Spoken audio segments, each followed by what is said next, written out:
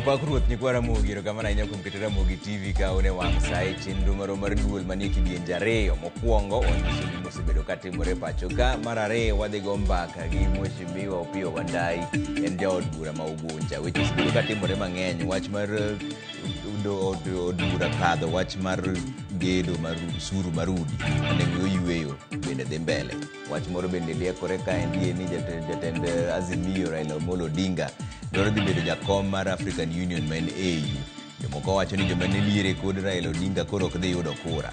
Wadhi penjo ni mano bende adieri to gidhi timo nang'o. Jomoko bende wacho ni mano kotimore to od bura ma ODM, duond bura ma ODM bro rumo. Mano mbaka mobro goyo gi Opiyo Wandayi. Bende jaloko marwa sani ten Wilson Ochuka jakabuoch kobita anto nyinga Trevor Ombija jandingo panga janyakach Denon Ombija tai nyakwar guok kocha pesa. Magi weche manyien mawango. Ayes 141, the noes 58, total vote 199. Chik mar usuru marudi okadho somo mar ariyo od bura mamalo. That we expect all the interns to be reporting to their various institutions by 1st of March. Otherwise, on 29th of this February, Riwruog lakteche mar KMPDU obwogo bago ng'anyo chakre dwe manyien kaponi migawo mar thieth orem chopo singo margi mar miyo lakteche ma jopuonjre oboke mag tiegruok.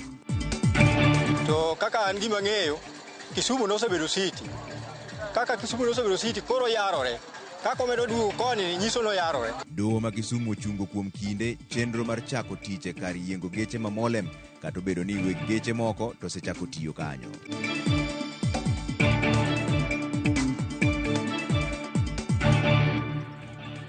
Erokamano kuom keto Ramogi TV kaendi. Wachako ni piny owacho singo tiyo kanyakla gi counties ma pacho ka mar nyayo dongruok e koro gwenge. Maendi nowachi gi jatend piny Kenya William Ruto e romo manokelo kanyakla jotend sirikal madhi mbele boma ma Naivasha, kaunti ma Nakuru, kama nokwayo jotelo mamoko mondo riw lwedo governors ma pacho kaendi. Ma biro ndalo machuok kende bang' governors ma pacho ka dwaro romo gi piny owacho mamalo e wi rem chwalo omenda mag counties go kako winjore. Romo madhi mbele mokelo kanyakla jotelo manie piny owacho kod jod bura mag Kenya Kwanza nodonjo odiochienge mar ariyo. Riwruok mar governors ma pacho ka noyudo thuolo mar twak gi piny owacho ewi moko kuom weche ma giwacho ni osebedo kakelo ng'ikruok e tend kor gwenge ma pacho ka. Jatend piny Kenya William Ruto singo tiyo kanyakla gi governors ma pacho ka kaka yor nyawo dongruok e kor gwenge kaluwore gi chike mathurka. We view the county governments as an asset and as an ally and a partner for us in the delivery of the plan for the people of Kenya. Ruto kwa jotelo mamoko manie piny owacho mondo miyo ti kanyakla gi governors to kik gipiem kodgi e yo mora mora. Understand that the counties are our partners. They are not our competitors. They are our partners. And there is a very big opportunity by us working with counties. And we lose that opportunity if we don't work with the counties. And we have worked very hard to restrain from having fights publicly. But if we are going to hire officers that can be done, to do work that is done by county officials, there will be a clash. Jakom riwruok mar governors Anne Waiguru wacho ni gisebedo ka gitiyo kanyakla gi piny owacho gino mowacho ni osenyawo dongruok e counties go ka koro okwayo piny owacho mondo mi ochwalie lwete kata weche mamoko mosebedo ka ng'iko chenro mag counties. And I think the best way we can do that is when we work together in synergy. Look at the things that we have achieved in health when we have met halfway. The things we've achieved with cooperatives when we have met halfway. If we can just do that with the few remaining ones in agriculture and in health, I think we can go a long way than if we started push and pulling to replicate functions and duties that can actually be carried out better by the county governments. Ruto nyiso yie mare ni ochumi ma pacho ka ntiere kama kare kendo ganda jo Kenya kik bed kod kibaje. Even in the management of debt, they have now made sure that there will be no time that Kenya will be expected to pay $2 billion in one go. There is no perception that will be created that Kenya is in danger. Because when you create that perception, you fuel a lot of speculation. And you end up with a kind of situation where we ended up with the dollar going all the way to 160. The market has understood the strategy. They are quiet now. Actually, we have no noise. And the noise in the exchange rate is actually the positive noise. That is, it is appreciating. Romo na mageto ketolai makare e chopo singo mag piny owacho kokalo kuom kitelo makare biro rumo chieng' tich adek. Lydia Okeo, Ramogi TV. Jatend duond bura mar Wiper Kalonzo Musyoka oseyo jatend piny Kenya William Ruto kuom siemo jood bura mag Kenya Kwanza mondo puodh chenro duto mag piny owacho e nyim od bura. Kalonzo wacho ni weche mag Ruto nyiso kido mar tend agoko. Kolero ne jood bura ni onego mi thuolo mar golo pachgi maonge chunogi nikech gin e duond jopiny makalo e midhiero mag pek mar ngima ma sani timore. Ma biro bang' Ruto chiko jood bura mag Kenya Kwanza mondo bi opuodh paro mar chik mar gero udi ma nengogi oyueyo chieng' wuok tich e kinde romo mar jood bura mag Kenya Kwanza. Kalonzo bende wuok tung' mosuo kod piny owacho mar Kenya Kwanza. Management and discriminatory employment practices exposed in recent publications cast a pall over the values of openness, responsibility and justice that ought to guide our public institutions. The recent efforts at employing Kenyans who go out there, wanatolewa nguo, wanatoa shati, wanakimbia, and only to discover recruitment has happened in Nairobi. And kule kwa villages, there's nothing. And parents are there. That you want your child to become a member of the KDF, you have to part with 700,000 Kenyan shillings. That is how bad things are. Bad governance. High cost of living, we could not understand. We could not even agree. And I'm quite sure Kenya Kwanza Coalition meeting here in Naivasha are themselves feeling it, but they don't want to say it. They don't want to say it because the chief executive tells them, you must toe the line. I got you elected. Od bura mar Senate ochaka yanga twak ewi report mar komiti mane tayo twak e kind Azimio kod Kenya Kwanza mabende ong'ere kaka NADCO. Senators duto mane oloso osiro report makamano kar odoko ni moko kuomgi to ne oseyo report kuom rem duoko piny pek mar ngima. Senator ma Nairobi Edwin Sifuna onyiso od bura ni bang' keto e tim report makamano duond buche dhi bedo kod teko mar riembo jood bura magi matiyo kod duond buche mamoko e yo mapiyo kipimo gi kinde montiere sani ni. Senators bende nosiro paro mar chuoga mapisi mar jatend kweth mobalo kod piny owacho kata leader of opposition office. I don't think there is any other political party that has faced the sort of onslaught that ODM has faced when it comes to poaching of members and indiscipline within the party, Mr. Speaker. I'm happy that now political parties have been given power to deregister people who want to eat from both sides, and that immediately you are deregistered, Mr. Speaker, you cease being a member of parliament. So, Mr. Speaker, I think let us distinguish clearly what is bipartisan and what is not bipartisan. Let us be very clear that you cannot legislate the cost of living in a document like this. You cannot set up an economic council with members of opposition in a meeting like what this. What is the point of order? Mr. Speaker. Riwruog lakteche ma KMPDU obwogo bago ng'anyo chakre dwe manyien kaponi migawo mar thieth orem chopo singo margi mar miyo lakteche ma jopuonjre oboke mag tiegruok e osiptende ma pacho kaendi. KMPDU oseyo sirikal kuom rem chiwo obokego e kinde malach. Judith Omondi nigi ler mar wachni. Timo tiegruok mar bedo laktari pacho ka nyalo lal nono bang' rwako ogudu poni ok opuodhi kendo mi lesen mar timo tij thieth e pacho ka. Nyaka sani nitie kwan mar lakteche ma ok tin 1,000 ma ok nyal tiye kuonde thieth moro amora e pacho ka kata hoko ma hao higa achiel bang' sidho gi ogudu kaka lakteche ma otieko sombgi e mbalariany ma opogore e pacho ka. Ma midhiero ma ikelo nikech pok migawo mar thieth omiyogi barupe mar dhi e tiegruok e ute thieth kendo gikone miyo gi lesen ma yango gi kaka lakteche ma opuodhi. Akawo higni 8 mondo atiek degree mara. Onego bed ni wadonjo ute thieth wakony jowa nikech mano e kaka kwambe koro wachiwo ne piny. Lakini ok wanyal timo mano ma ok watimo internship training. Internship training nyaka itim mar higa achiel koka iyud license. Kaka an sani dakati hospital no chaonge license nyaka dhi internship for 1 year e kanya tiyo, lakini koro abudho 7 years odhi at west onge gima timo dala. Koro nakwayo mana sirikal mondo oyie giterwa internship mondo watiek piyo wayud license mondo wachiedh ji. Lakteche gi maromo 1215 ne ochokore boma ma Nairobi e bwo riwruok mar lakteche mar KMPDU mondo mi gilalre wi kaka ginyalo yudo lesen kokalo e tiegruok e ute thieth.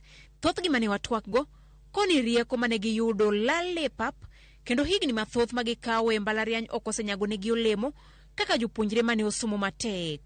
Jomoko nitie matiyo tije e puodho, nitie joma pod riembo peng, to nitie joma beta maonge gima gitimo, to wan gi nonro romo tiyo ni jopiny. Gitemo nyiso wach ma universal healthcare, akia gima gimin by universal ka dakteche onge, niwach koro wabudho dala to knowledge dhi at west. Kata yud mana opportunity.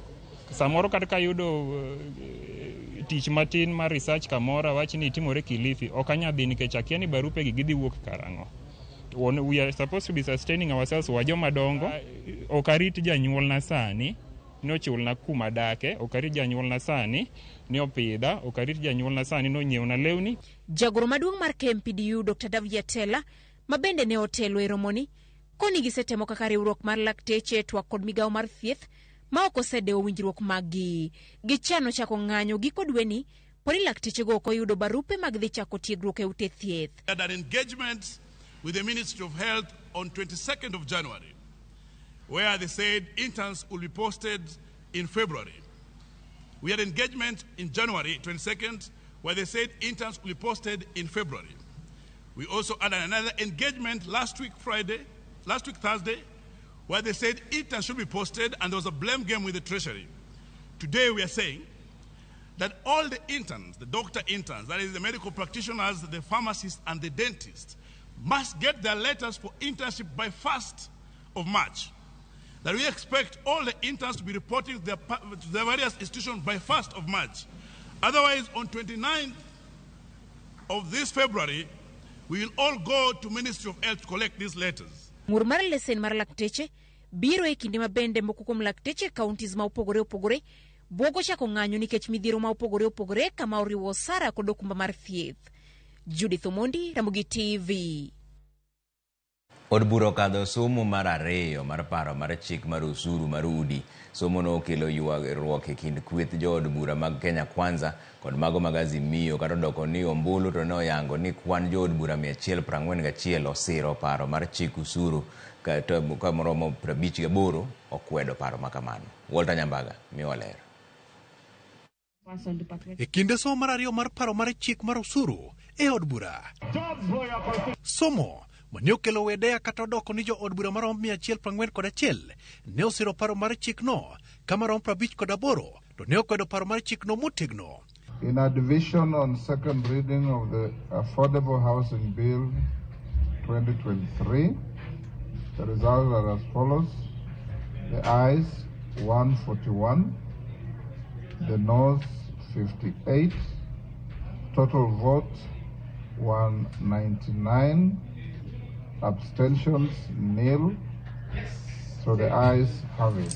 Twak mar paro mar chik ne ometni ka ja od bura mar Riedo Tinda Molo to kod jatend kweth mathoth e od bura Kimani Chungwa dunyore wach ka otiende lero ne paro mar chik no orem nyando piny owacho mag counties.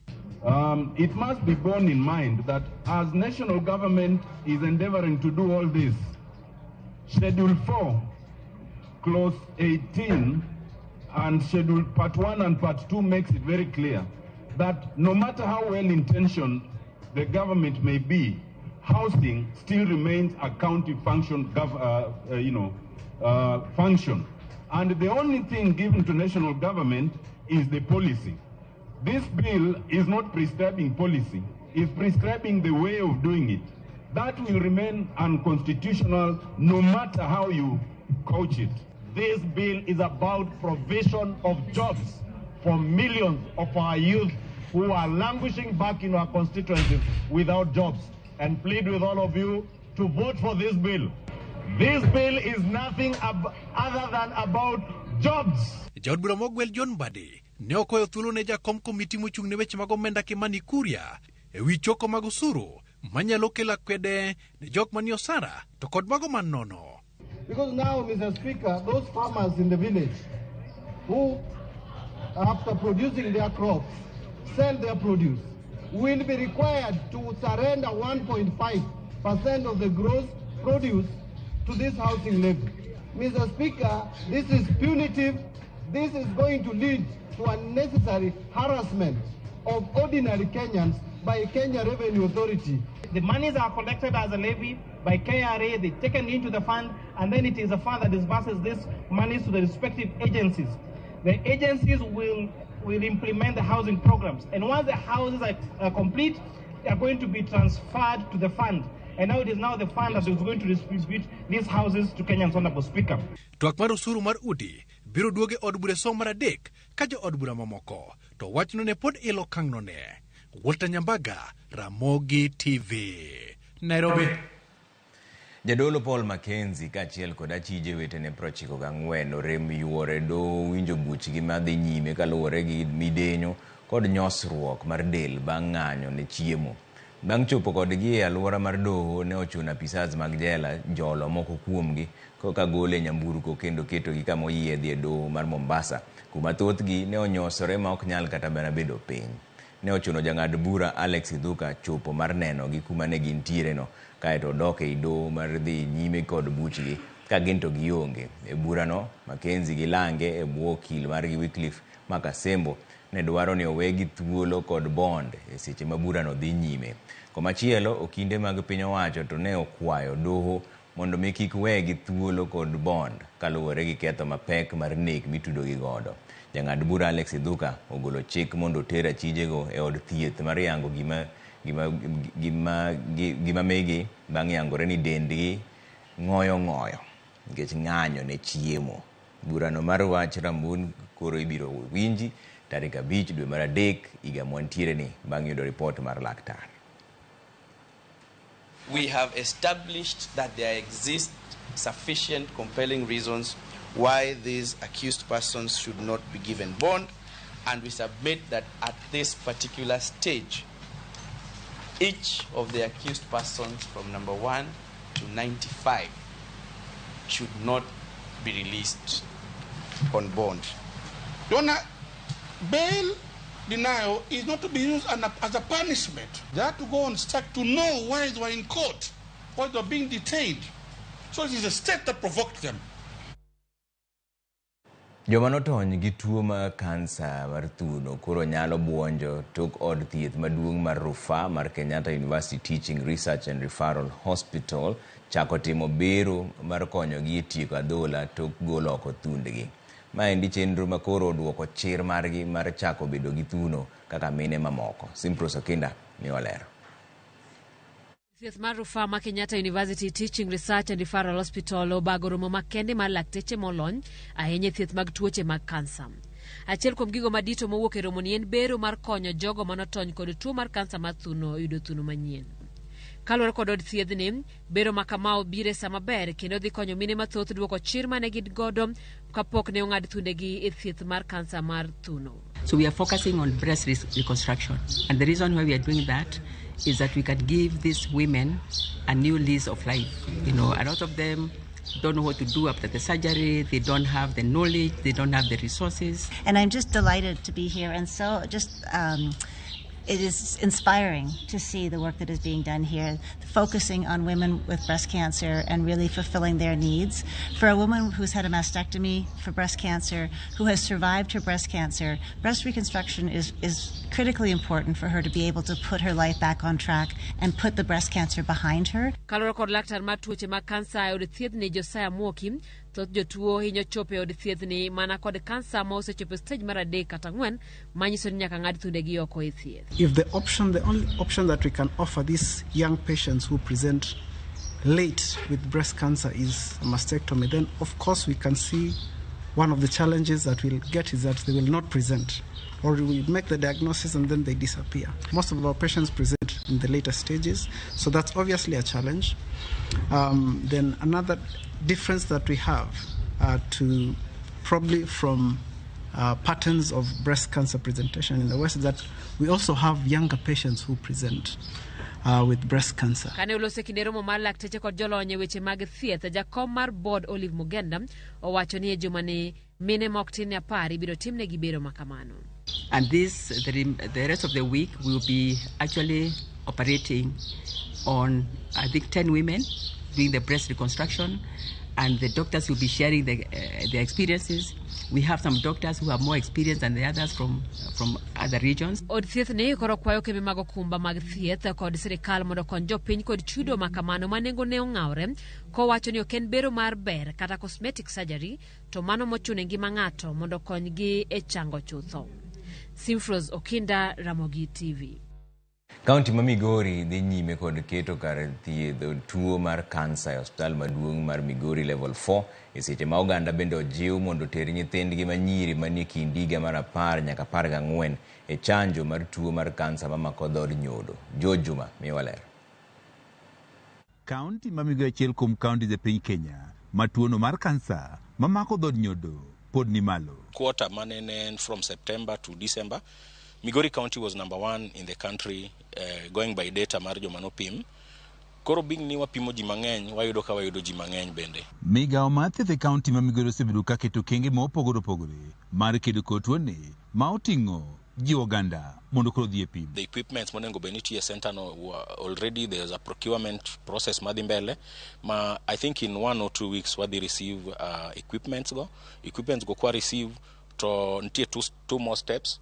The first step and your National Cancer Institute onego bi ma credit our facility ni en kamo center monego beni offer cancer treatment. Apisa ma ochung' ne chenro mar kedo kod tuoni mar kansa e kaunti ma Migori Polo Likwacho ni chanjo ma midhusi makelo tuo mar kansa ma idendo kaka human papilloma virus ma osebedo kadhi nyime e kaunti ma Migori koro kelo geno e kedo kod tuoni. Wasetemo matek ma chanjo ni wasetero ne nyithindo nyaka skunde ma anyawacho ni last month ma en January ne wa celebrate National Cervical Cancer Awareness Month.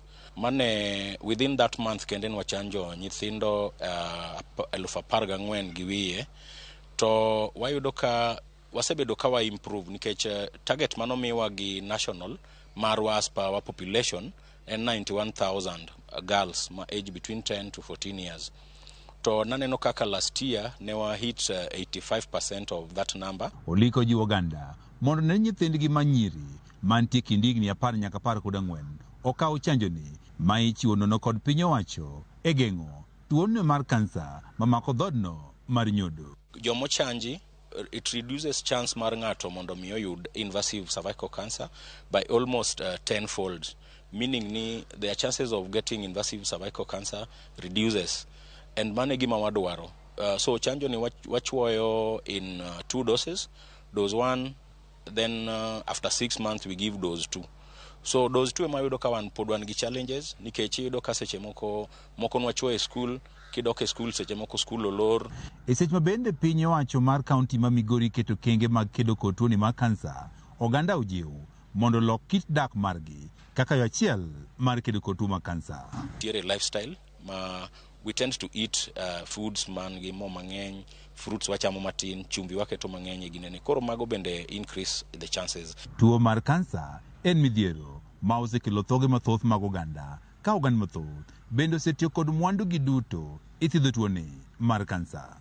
Oganda ojiw mondo koro bed ka limo osiptende mar ng'eyo chalgi ka otende kod tuoni kinde ka kinde. Jojuma, Ramogi TV, Migori. Bas wadhi ywe moro machuok kuduka to kelo weche mag ohala piyo piyo kasto bwago mbaka gi Honorable Opiyo Wandayi jaod bura ma Ugunja kendo jatend kweth manok manie od bura osechopo e studio waka obiro bang' dakika matin.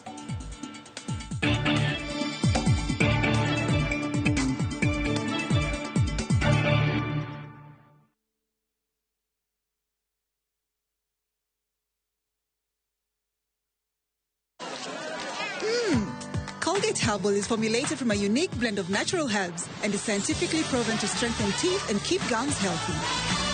Try Colgate Herbal, scientifically proven for strong teeth and healthy gums.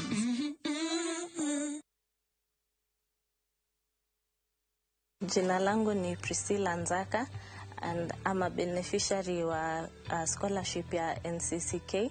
Wamenisaidia nikaweza kusoma through high school kutoka form 1 all the way hadi form 4. Kwa hilo ninashukuru sana. Ningependa ku-urge my fellow Kenyans wakaweze kujoin katika hii program ili wakaweze kunufaisha wanafunzi wengi ambao hawana ability ya kujilipia school fees, lakini they are bright. Wanaweza kufanya hivi kwa kutext jina elimu to 29888.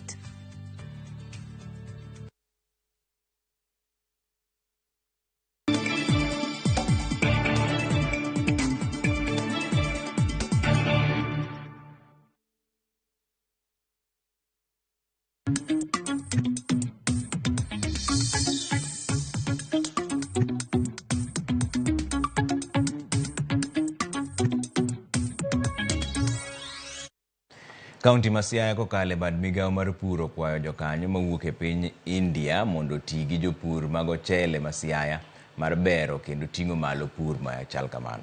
Kanolose log tich mare sama ne oromo gi jokanyo go, gavana ma Siaya James Orengo wacho ni giwinjore mar tiyo kanyakla kod jaket mwandu mawuok India ahinya to kaluwore kod lony mare mar puro ochele. Omedo ni kokalo riwruok ma kamano, kaunti ma Siaya nyalo chiwo atamalo 60 mag mchele mitiyo go pacho ka.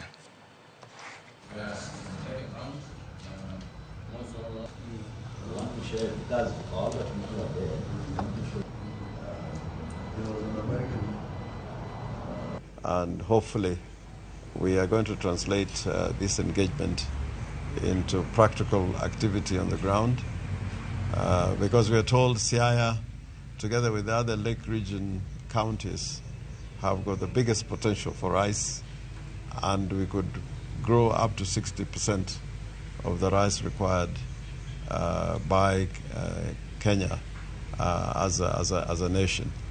And we want to go around the Siaya country and also the entire lake area wherever it is possible in the next 1.5 days to see really how we'll be able to do something for the rice cultivation.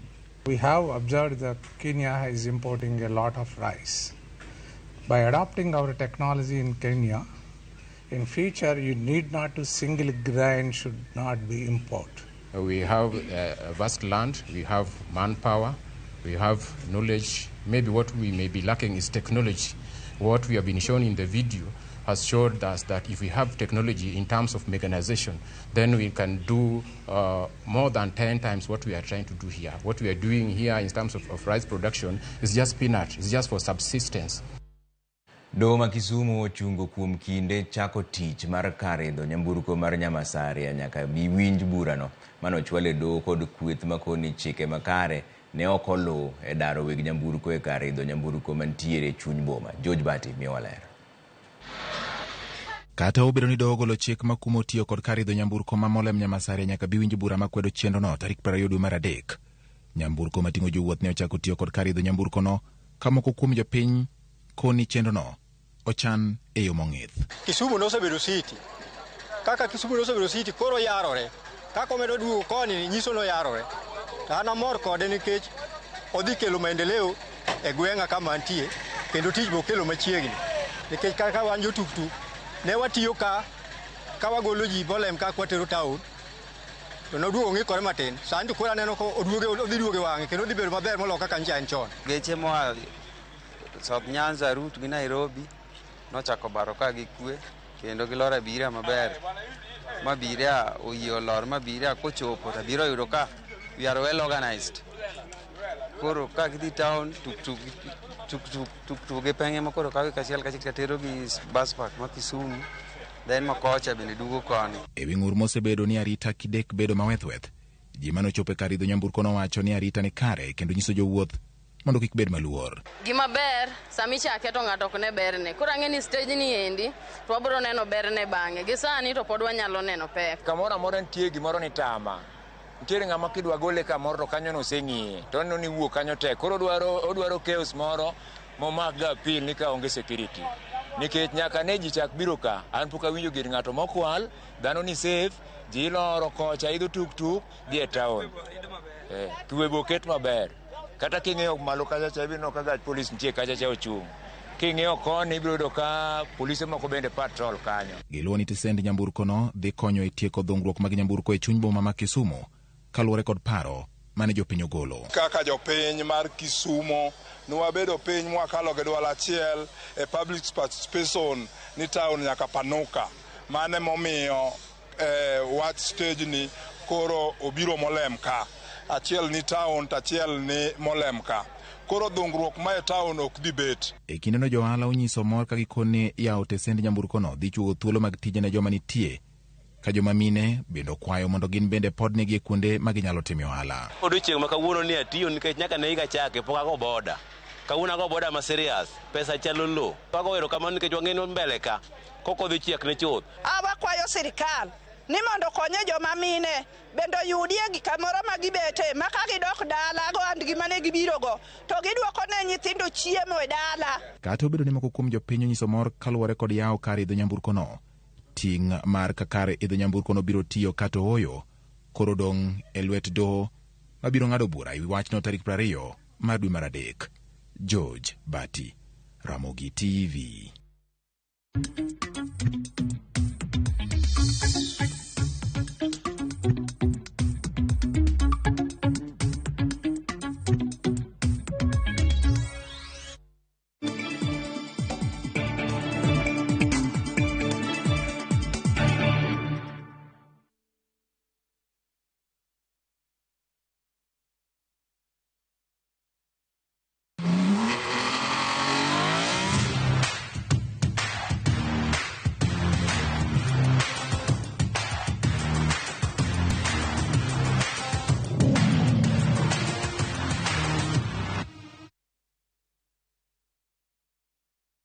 No money? No problem. Travel now, lipa later. Na View Travel. Masai Mara or Amboseli, 3 days from 14,500. Savo, 3 days from 22,000. Mombasa or Diani, 3 days from 16,500. Malindi or Watamu from 25,500. Dubai, 5 days from $650. India, 6 days from $840. Thailand, 5 days from $1,190. Santorini or Mauritius, 5 days from $1,160. Maldives, 5 days from $1,799. Bali, 5 days from $2,000.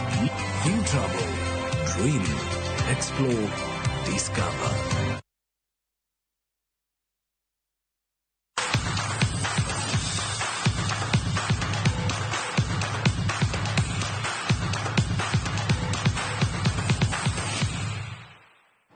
Kawatieko ni kwan mar omenda ma ilaro e piem mar Shabiki Super Jackpot omedore kendo koro chope omenda maromo siling milion 6 ka joloch 3 mag bonus mar Super Jackpot omiyo omenda maheo siling 850 juma ni.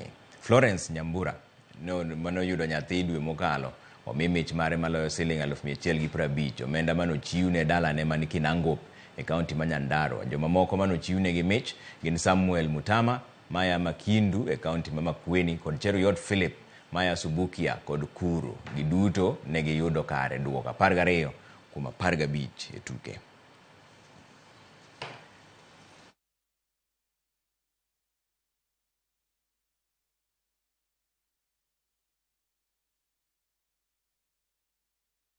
Nilikuwa nao ndio walianza kusema kumbe ni ukweli, wakasema hata wao watajaribu. Unajua kuna wale hawajasajili lakini nikamsajili. Akasema pia ataanza kucheza. Nataka kumalizia nyumba na kuna kabiashara nilikuwa nianzishe. Inaitwa Shabiki Super Jackpot. Saa hii imefika 6 million. All you have to do ni uende kwenye www.shabiki.com, angalia Super Jackpot, wekelea game zako na utegee. Ukipata 12, 13 ama 14 uko ndani ya bonus. Ukipata 15, 6 million your way. Pengine ni utakuwa hapa. Pesa iko, check iko, ni jina yako tu imebakia.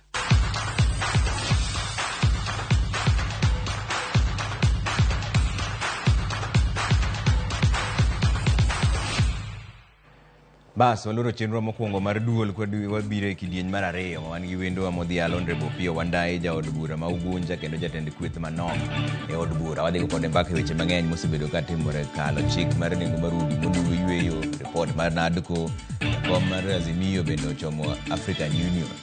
Mano nyiso nang'o? ODM orumo koso ok orumo? Mane mbaka modhi go bang'e.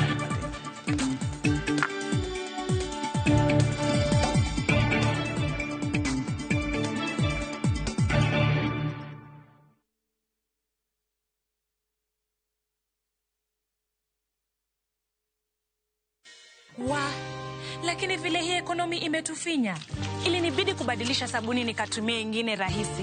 Bala, ilibidi nioshe kila kitu mara 2. Sikuwa na otherwise, nikarudia Ariel. Ariel, usafi bora kwa mwosho mmoja tu.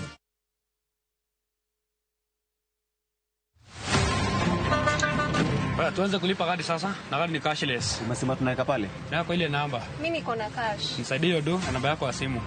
Na kusoti.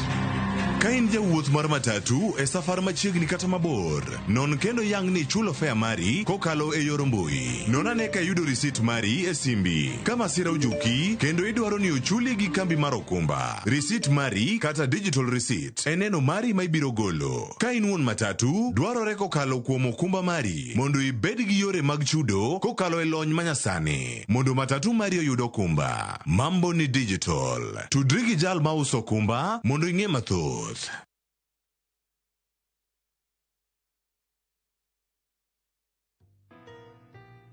Babe, sijui nianzie wapi. But ukweli ni kuwa na kupenda tena sana. Nikiwa na wewe, usikia nimekamilika.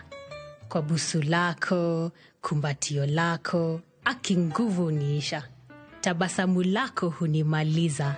Sema tena nisikie kuwa unanipenda na hutoniacha kamwe. Na kupenda sana mpenzi. Dial *811*447# to get nakupenda mpenzi.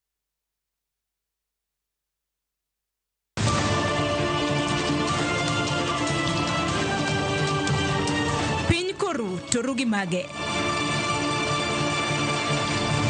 Weche manyien. To chuny mbaka en nyiero, ywak kod modolak. Matwak kod duond jopiny.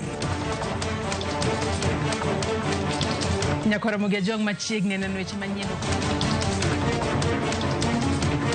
Ma en rupiny kod mbaka oromo e Ramogi TV.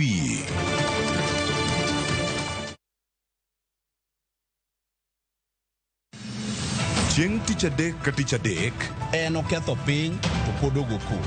Ji dhinyore te kanyo kar jopiny. Magi duto yudore mane Ramogi TV.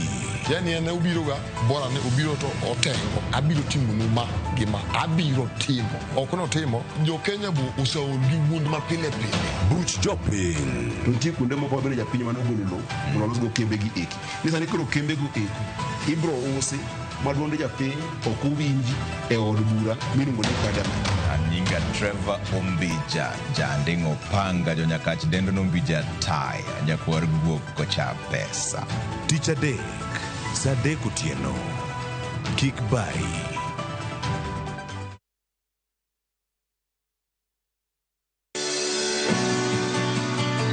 Donje chuny pur kama kodhi ka kodhi nyiso sigande. Kendo keyo ka keyo en nyasi. Eka chiel kao mananas 14,000 nyaka 18,000. Tiyo matek kelo nyak maber. Winj sigand jopur mokadho e yamo kod apaka maduong'. To girwako lokruok manyien kod nyago ngima maber ne jopur. Farmyard manyiwa gi compost is the best. It berne nango oduoko lo kaka lo ne chalo chon. Bi kodwa sama wakedo gi pek ma waromo godo kendo yudo gweth makit ngima maber. Sama wachako tich mar lowo nyaka bed gi kwer. Kae tabedo gi beti, kae tabedo go pao. Kaluo wakae dhano owuok oko ne pur. Pur gi ohala. Tich adek ka tich adek, saa 1:45 otieno.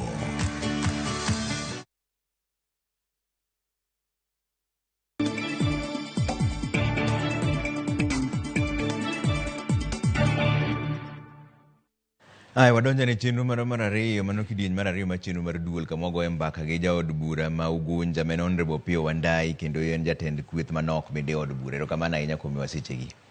Imore Trevor. Wachaka ni gi weche ma koko yatimore mana sani. Chik mar udi ma nengo gi oyueyo somo ne mar ariyo.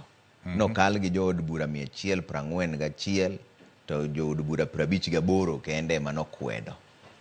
Joune ne kanye? Well, kaka ing'eyo mokwongo Trevor ni od bura ma malo miluongo National Assembly nitie gi ji karibu 360.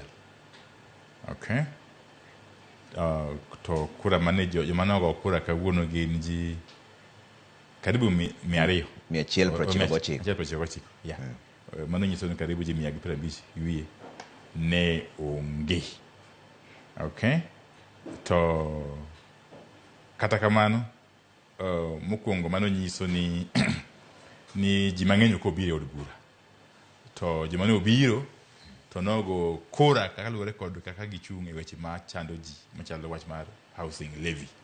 Koro an gi pacha en ni despite the fact ni jo Kenya Kwanza osebedo ka kawo jowa bende mano gimong'ere kendo gisebedo ka kawo jowa motegno ndalo gi duto te to kata kamano nitie jowa pod ochung' kar tiendgi. Mano e gima kurano nyiso, jowa mochung' kar tiendgi kendo moyie kwero sirikal ka timo gima jopiny ok oyiego kendo gima nyalo hinyo jopiny. Jomoko to wacho ni mano nyiso gik moko ariyo. Aidha jou ne onge ng'enygi kok kamano to mane nitiere nondhogou. Ji 199 ji 141 noyie gi kurano. Ji 58 kende manotamo. Well, ji to nye onge both sides. One is a fact. Ni ji mang'eny ne onge Kenya Kwanza to bende moko mang'eny ne onge Azimio. To mar ariyo en adiera makende ni joma moko mabe ne nitie to nogo kura ne joka. Nondhogo kendo. Ne gindhogowa to mano gima tini wang'iyo kodo. Nitie gima hukumu gi mosebedo ka ndhogowa kinde gi te nyaka nyicha wachak bungeni. To moko be kawuono nobwogowa riadek moko. Ka gigo kura ni gi jo Kenya Kwanza kura mahinyo jopiny. Koro mato budili go in the normal way kaka watimo pile. Mantiere moko mibiro orne gi barua. Okaracho kamano. Party kod system mar dealing kod weche ainago. Okada monda preempt kata atele wach kapok party wono kawatwa. Nikech ndalo moko nwago kodi mbaka wach mar chik mar udi ma nengo gi oyueyo ni kendo nwacho ni ubiro kedo motegno kabisa. To kaka inene ni idhi yombu okamano. Ing'eyo Trevor gima sebedo kawacho kinde giti. Bunge mwantie sani. In fact bunge mora mora. Ka kweth mar sirikal, kweth ma siro sirikal osebedo ng'eny moloyo kweth mapingo. Koda ng'eny margi no obiro kaluwore kod ng'iewo ji maging'iewo koda gi chuno jomoko koda gitimo ang'o so long as ni ging'eny e namba mohingowa or mohingo kweth mapingo. Ok en ni nyaka wawach mano waloyo ka kura wayombi. Nikech kura kigoyo e bunge ainano to nyiso malong'o ni kweth ma siro sirikal dhi bedo ka yombo e kura. To mano ka gima duong' ahinya en ni to kata bed ni ging'eny mohingo wena. To wan gitinwa ni ang'o mwawacho e weche mokeli od bura mitwaki. Mano gima duong' moloyo gimoro amora nikech twak manie od bura en odong' e record permanently nyaka chieng' piny rum.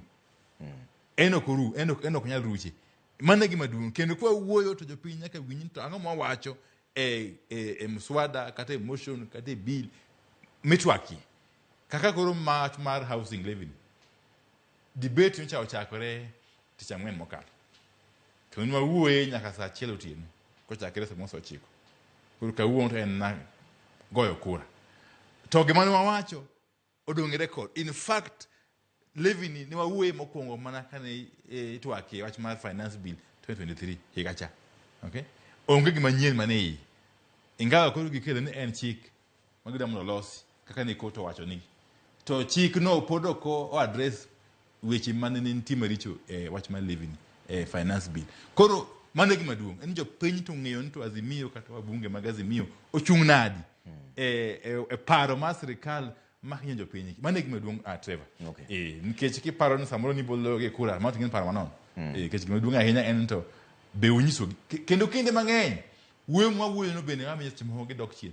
Kaka nyoyo neno kaka nyoyo ase wuoyo motegno sani koro gikelo paro ni koro pesa ma igolo ma levy ni chango beni gole 1.5% ata mala achiel gi nus ewi jatich ka jatich to ae to tajiri kata ng'ato mondiko ng'ato tich to medo bende ewi achiel ata mala achiel gi nus. Koro gigolo mar tajiri cha nikech pesa manyo nitie. Machielo en wach mar deposit. Ningo to kidwa ng'iewo ot ute magigero go to iketo deposit ata mala pa mar nengo odno ma en gima ne wanyiso gi ni onge ja Kenya jo Kenya matin saidi ema nyalo yudo pesa yani. Koro nyogo seluoro koro gigole koro onge deposit. Koro wuoyo mwa wuoyo ni ok en wuoyo madhi kanon. Kata bed ni koro kwalo to en wuoyo makonyo jopiny. Mano nyaka jo wang'i. Nu kama gintie no kata bed ni jo onyiewo jutiko kuomwa to jogo mudong matin to pod ochung' negi kendo chung' motegno kar tiendegi ka kedo ni jopiny maonge kod duong'. Wach moro wuok kaendi Wandai mar jakom mar ODM Raila Amolo Odinga dwa dhi bedo jakom mar African Union men AU. In kaka ing'e jakom iseng'eye marom nade to king'iyo marumo mare mar siasa ma Kenya ka koso mako ka koro chakruok mar telo mar Afrika ngima. Ing'e ni penjo ni aseng'e jakom marom nade. Adamu na anyisi Trevor mokwongo naparo kum bunge masani ma wantie sani an achiel kuom jogo mosebedo jakom kum ndalo malach nikech jakom anachako tiyogo closely mana higa mar 92 ka ni university kendo kindego kanene koro chung' mokwongo kaka mbunge malang'ata to an ani university Nairobi to ne watemo matek kaka jo university ma jopuonjre mondo wakel ji mondo wa register Lang'ata koda mondo yomb kurano kendo an higa no nago mana kura kamiluongo ni Kongoni Primary School Nairobi West Lang'ata constituency. Koro chakre kanyo ase bedo gi jakom ni very close nyako chopo kinde makoro ncha amua ne adwaro mondo achung' kom mar mbunge higa mar 2013. In fact ne wan kode Ford Kenya ma wawuok kode wadhi NDP kanyakla to bang'e no kaka wuodhe osebedo bang'e no wadhi NAK ODM. Now we are here. Ang'e maber ahinya kendo ang'e kaka jago no mochung' ratiro mar jopiny kendo en jago no ma ok yot mondo ol piyo e weche mag kedo ni ratiro mar jopiny. Koro kata sani kanyo ayiero ming'e kanyo otimore no to mang'eny osewachore kendo bende ng'eyo ni chung' mare motegno no emiyo nyowa wadhi e twak miluongo National Dialogue Committee ma report mare ne ochak twagi kawuono e od bura. To wach mar jakom dhiyo dwaro dhiyo Addis Ababa headquarter mar African Union kaka jakom mar African Union Commission. Okay? En gima ber ok ni jakom kende kata ni ODM kata ni joluo to en gima ber ni jo Kenya duto nikech kodhi Addis Ababa to dhi kaka representative kaka jago no muok Kenya o kodhi kaka ja ODM kata kaka ja Azimio o kata kaka ja luo odhi kwadho bandera mar Kenya kucho kendo en kom modhi bedo ka otiyo machiegni ahinya kod jotend pinje ma 54 mani Afrika mangima machiegni ahinya. En kom maduong' ma bende ka ok jakom Raila Amolo Odinga samoro jaluo mane nyalo bedo go toche mayude onge. I can tell you. Nikech en kom ma nyaka iyerie mana kod chia ma in go. To ka ole kod tudruok bende ma in go gi pinje mag Afrika. Ok en kaka jimoko wache ni sirikal mar Kenya nudhi sire ndi campaign. Ok en kamano. Sirikal mar Kenya yando si campaign nyaka ni ng'ato. Unyalo paro. Kanene yiero timo higni mokalo ka kanene Kenya ochungo mago na Amina Mohamed mane en jatend migawo mar foreign, okay? Nene sirikal ma Kenya campaign ni mutegna ahinya komni tok noyombi, okay? An ga dier ne ber ni jakom Raila Amolo Odinga mane ne sirikal campaign kinde ne da ko yombi nikech jakom mokwongo en ochako ng'wejni ken kod kuche un to kendo kura matin kura mang'eny ahinya nikech jakom dosiepe mang'eny Afrika kaendi en a statesman, en a pan-Africanist, kendo wan wakwayo ne mana mondo odhi mber kendo mondo yom gi kura mang'eny ka ji odhi yiero. Samoro bende ok odek dhi nyalo hodia nikech ji mang'eny kan osewinjo ni jakom Raila Amolo Odinga ochungi komno to luoro biro makogi joma biro yie chung kode onge. To un kako siepege ma en gima nopuodho koso nopoyo ugode? Ok adwa donjo e wachno mang'eny. Gima duong' ahinya en ni oselande. To gini en osiepni mokadho higni 20. En wach manugoyo mbaka koso opoyo ugode? Gima duong' en ni oselendo. Kendo wan bang'e. To kendo be gima nyaka nyis jokanyanam ni jakom kodhi Addis Ababa bang' yombo be en higa manyien ok en sani, higa manyien kucho kochakni. Mano kunyiso no koro wuok Kenya odhi mana safar tich ni jo Afrika. To wan kaka jogo musetiyo kode, kaka jogo mabedo ose mentor, kaka jogo ma jo chama magi, wadhi bedo ka wang'eyo ni jatendwa pod en Raila Amolo Odinga. Raila Amolo Odinga kina winjo ka jomoko wacho ni on koro wang'ni ni yiero koro kitimo piny luo to koro nitie nafas mar party moko mondo oyud kura. Nyaka nene wayud multipartism higa mar 2022. Wasetimo yiero higa mar 2022, yiero 2027, 2017 nyaka manyo atimo nyoro 2022. Yiero go te parties mamoko mpogore kod ODM chungo gaji kendo campaign ga e piny luo. Ng'amo setamo gi chungo ji kata campaign e piny luo onge kinde gi duto. To kendo bende jogo ombulu kadhi go ombulu kinde gi duto onge ng'ato machuno gi ga e polling booth. No gocho ni ng'ane to kigocho ni ng'ane, or gocho ni chama ma kigocho chama achiel, mano gima onge. Omiyo wach mono ni multipartism wang'ni koro dhi bedo luo Nyanza, mano en na wuoyo mag joma ngoche. To ok dang' wawuondre ni nitiere ok wanyal wuondre ni nitiere jok moko ma kaka jakom moko mako badgi to onge kuma gidhiye. Kendo mbii mar chama be ni mana kuom mano tadier jakom en ng'ama nigi mbii. Jakom en ng'ama nigi mbii to nyaka ing'e ni jogo ma chama ma jakom ma en ODM gi sani chungo ga gin jogo ma chama ose go kogno. Okay? Bo puodho ni magi joma da mondo wachung e kidienje mopogore. Okay? Koro yiero gi ga nikech mbii mar chama. Mbii mar chama motel ni kod jakom Raila Amolo Odinga ma bende mbii mare. Okay? To koro seche moonge koro kambi mar chama mar ODM nyalo mi wach ni koro ni giliero ge kod jakom, mano sawa. Mano sawa. To Adam danyis joma paro ni kasa moro jakom ni koro odhi Addis Ababa ni koro onge Kenya kaendi. Ni to koro PM ODM dibed mayot. Adam danyis gi ni gileko.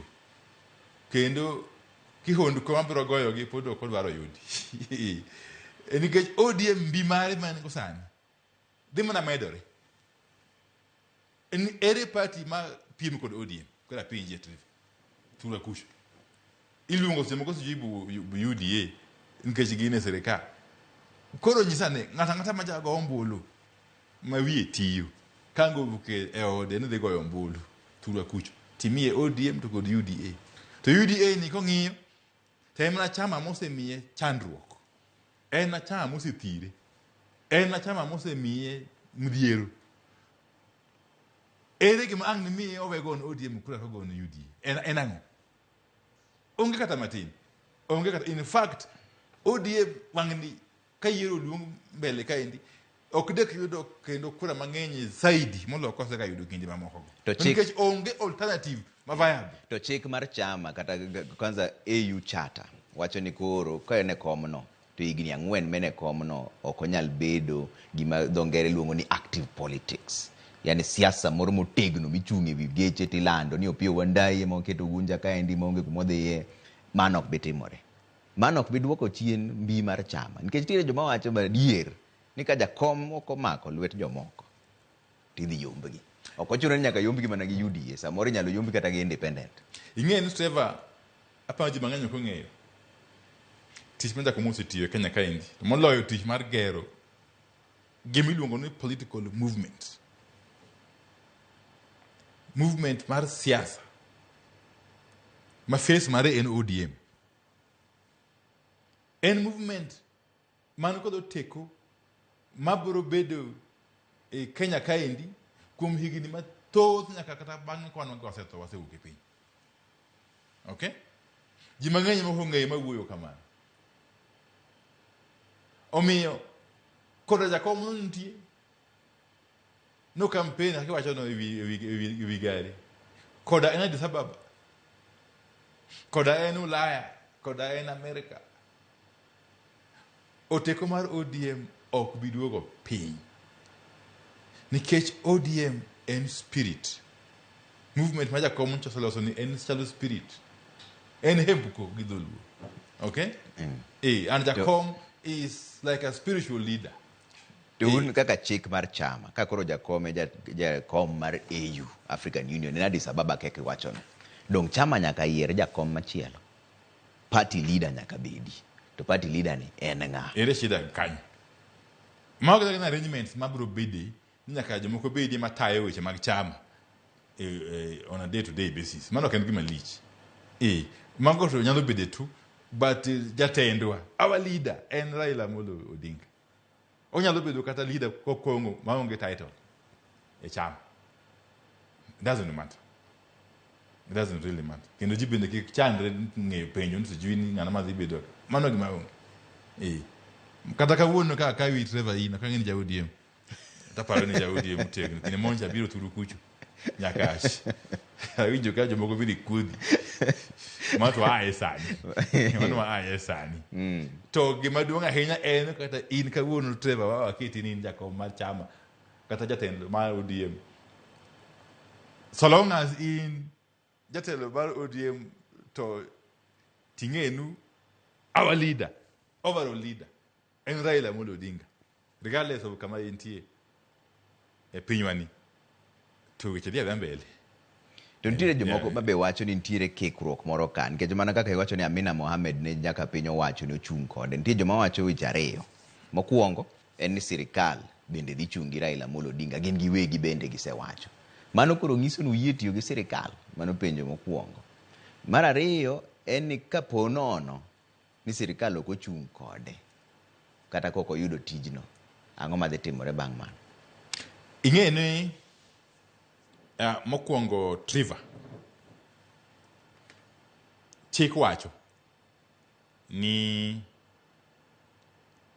ng'ato ma ochung' ma dwaro kom mar African Union Commission nyaka puodh kod sirikal mar piny moaye. Okay? Iluongo ni endorsement. Tieno ok nyalo bedo candidate mari ma independent. Mano mokwongo. To sirikal mar Kenya masani nitie. Ema no osekwongo ringo wacho ni gin gi puodho jakom Raila kata Raila pod okolano no chung'. Ng'ama no chuno gi bende onge. Mano mokwongo. To mar ariyo nyaka ipog state. Okay? Iluongo ni state. To kod political party moloso sirikal. State en mar ji te. The state of Kenya en mar ji te. Obed ODM, obed UDA, obed whatever, obed PNU, obed party mora mora. Jogo te gin joma subscribe to the Kenyan state. Okay? So the government mantie serve state. Okay? Omiyo wach moro ni sijua dhitiyo ko sirikal no mano gima is neither here nor there. Mae nigo en a state responsibility. Ng'ata moloso sirikal nikod responsibility matimo. Nikod duty to perform it. Okay?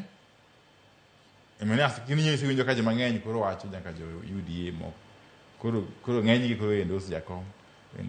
Un uonge kibaji moro ni gi endorse Jakom nikech ging'eni higa mar 2027 ka Jakom onge to gibiro yombe yo mayot. Gima ni pachgi ok anyal wacho.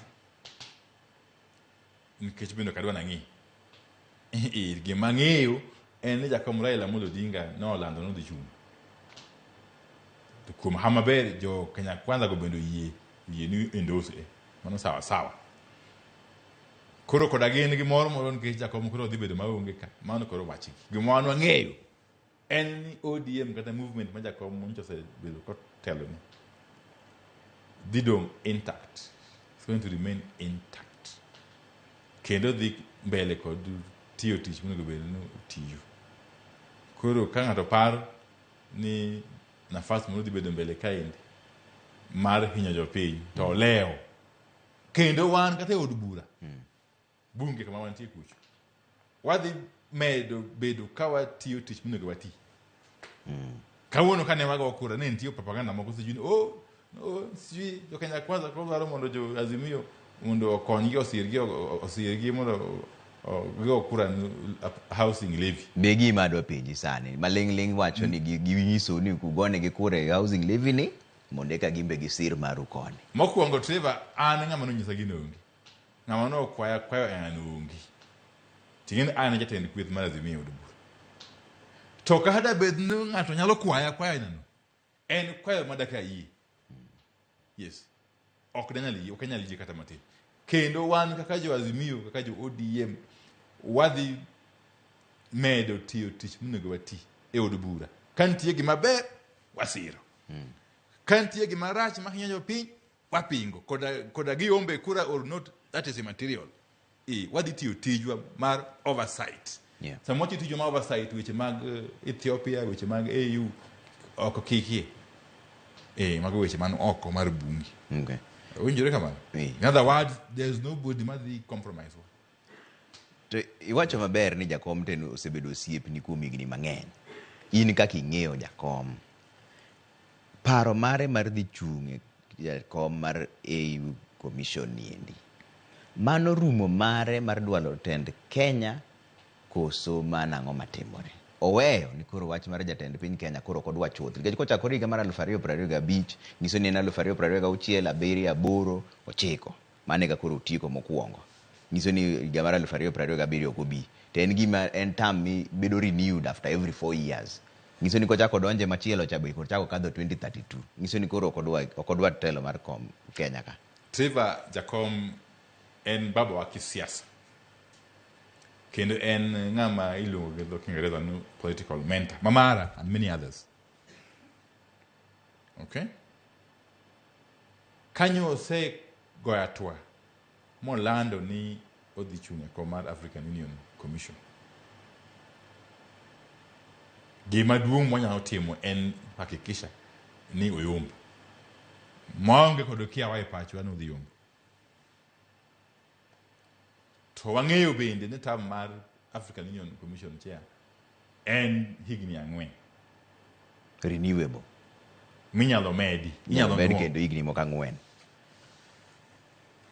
Koro gima duong' sani en ni Jakom campaign nadi mondo oyud komno. Gima dhi timore bang' yudo komno ok wanyal wuoyi. Bende ok onego wawuoyi. Koro kadwa mondo iket wach e dhoga. Napenja na wacho. Ni sijui ni Jakom dhi timo nang'o, dhi chung' kendo sijui. Mago en gima biro diligo at that time. Mwacho gi dho Kiingereza ni mano bridge that we shall cross once we get there. Onge tiende rikni gi paro ainago. Gima duong' ahinya en ni wan kaka movement, Jimani movement mane Jakom ochako kendo mosetayo higni gite. Wan kare kendo wan steady. Ka wang'eyo ni mbele kaendi weche beyo. Jo Kenya be goseneno tab magiseneno sirikal mar UDA ni higa achiel gi nus mosekalo. En gima bende ok chandi nyiso ng'ato. Sani aneno ga video moro kaendi ng'ato orona. Kanyo wabunge mag jo Kenya Kwanza go romo Naivasha. Apa en okinyi kawuono. To jopiny goni gi mana yore. Magi jomo kelo nwa chandruok e Kenya kaendi. Nyiso ni piny rach kendo piny Kenya ka tung piny jo Kenya otuk kendo giwacho gi achiel ni chandruok ma gineno e sirikal mar UDA ni en chandruok mapok gineno kinde nyaka nini. Koro ok en gima tek nyiso jopiny, en gima ging'eyo giwegi. Koro okane kaka tich dwere matek ni Azimio kata ODM mbele kaendi. To gimwadhi timo as we move along, to mano kwadonje sana. Maling'ling moro bende nitiere chwanyruok e ODM kan nikech paro mar jakom mar chung' AU Commission. En adieri kosen miriambo. Pok awinjo kendo kang'eyo maybe nyalo lero na matin. In e jatend kweth manok. Kind jomagi. Kind jo ODM ogogo. E wach mani. E wuok mar jakom no. Nikech giwacho ni nitiere fuok maduong' madhi dong' ma ng'ama dhi dino fuogno onge gi sani. Mano pok awinjo. Kendo bende kaka party pod okwa romo. Nakama jakom land ni dhi oko. Ni dhi chung'. Pod okwa romo. Wabro romo. Kaka Karango. Ibro lando kaka migawo mar chama. Wabro romo kaka Central Committee. Wabro romo kaka NEC. Wabro romo kaka Parliamentary Group. Nitie migepini mang'eny mag chama koda kod coalition ma biro romo mbele kaendi mondo watwag. To an kaka ng'atno man iye pod ok aneno gimoro malich ahinya ma onego bed ni kelo buok ni johera mag chama.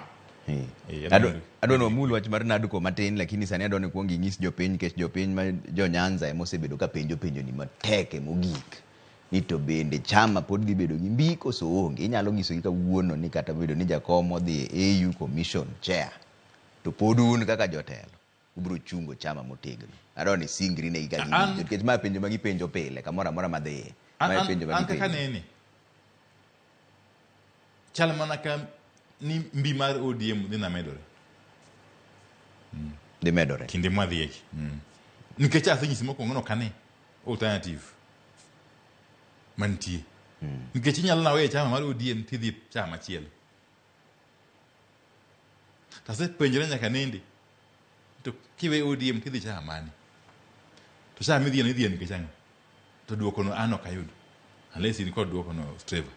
Yeah. Koro anena ka ODM dhi medo bedo kod mbi mbele kaendi. Kendo adaher mondo akwa johera mag chama. Sana jokanyanam. Ene kik wabed kod wasiwasi kata matin. Wamed bedo mana gi chia. Ka wang'eyo ni mbele kucho wadhi go.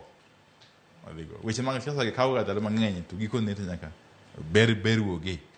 Okay? To ka wang'eyo ni jatendwa remains Raila Amolo Odinga. Koda e Nairobi, koda dak Bondo Siaya, koda dak Addis Ababa Ethiopia, koda dak Ulaya, koda dak Amerika, koda dak Asia. Teka ni jakom Raila Amolo Odinga pod ngima. Ene jatendwa. Okay? With or without a title. Okay. Yes. Gakoro watieko chenro ni wach mar Naduko no chak go mbaka ne Senate kawuono. King'iyo to report ni jomoko bende ne seyo iye kanyo. Senators moko ne seyo ni wach mar pek mar ngima ok omul, nitiere kuonde moko ma pod nigi kibaji ka. Tachiel ma teke mogik en wach mar duol mochung' ne yiero men IEBC. Dwe mar adek ka onego bed ni giseyudo gimomiluongo ni boundaries delimitation. Kuonde ma kiewo dhi bede mag constituency. Ma ok nyal timore nikech koro sa osekalo.